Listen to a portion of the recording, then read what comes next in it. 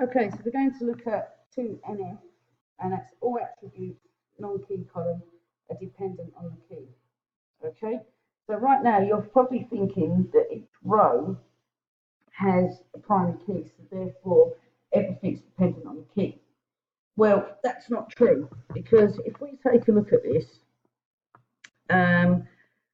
like here, okay, the customer ID will identify Terry Green. It will identify the Xbox that you bought this. Maybe not. It will definitely say that he lives at this address and he's got the Xbox newsletter. Okay, but really the supplier, do we need that? The supplier contact and the price? I don't think so. So what I'm going to do is I'm going to break this down further. So I'm going to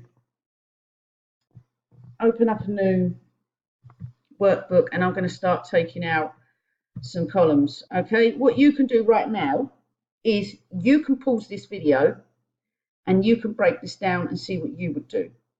Okay, if you're really not confident, carry on watching, but I think at this stage you are confident. Okay, if you make a mistake, it really don't matter. If you want to save the new workbook as test or something, okay? So what you can do is pause this video now and give this a go yourself. Okay, so you're back. Right, now, this is what I'm going to do. Okay, so I'm going to keep the items. What I'm going to do is I'm going to have one table for customer and the newsletters they have, and one table for the suppliers. Okay, so then when it's in a database and you make a relational query, you can connect it. So this is going to be right here, my customer table. So I'm going to put this in here.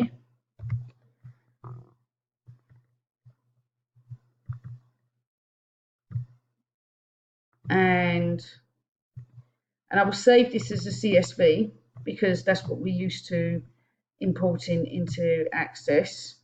Okay, so this is going to go into my Year 12 folder because I'm teaching Year 12 normalization. Right.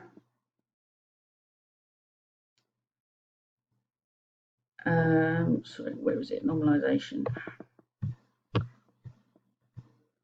Right, so I'm going to call this customer TBL, and I'm going to save it as a CSV. And obviously, any formulas you might use, like I said, you might use concatenate to work out a customer ID. There we go. Right, now I'm going to, it's fine, don't show that again. And now I'm going to break this down a bit further. So I'm keeping the supplier. But as you notice here, I've got 3 suppliers for Sony. I don't need that. Okay, that's not needed. But the information that I am missing that I do need to copy actually is the item.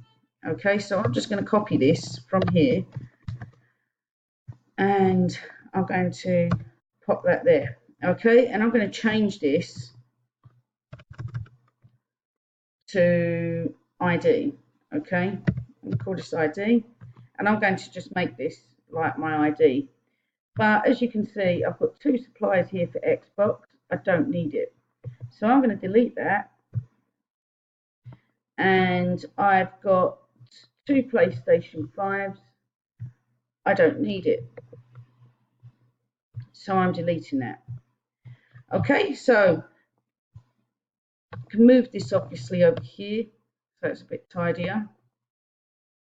There we go. Right, so right now you're probably thinking, oof, this is a bit of a mess, Miss Price.